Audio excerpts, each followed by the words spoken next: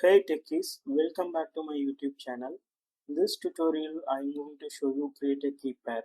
So let's head over our lab session. So for that, I'll open my AWS console. Let's sign in.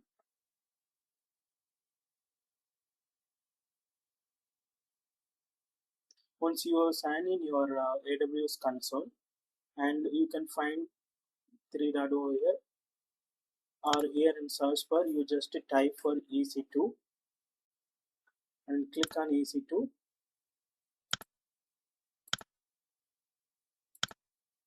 Then scroll down. So we have the network and security. We have option called Key Pair. Click on that and create a key pair, and we have to provide the key pair. So the key pair name is this one. Copy, then enter your key pair name and select the RSA key pair, and it is a pen key. Then you need to create a key pair,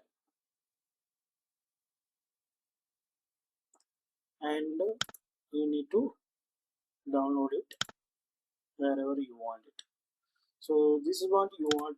This is how we can generate a key pair in AWS. So I hope you like this video. If you like this video, like and share and subscribe. Thanks for watching.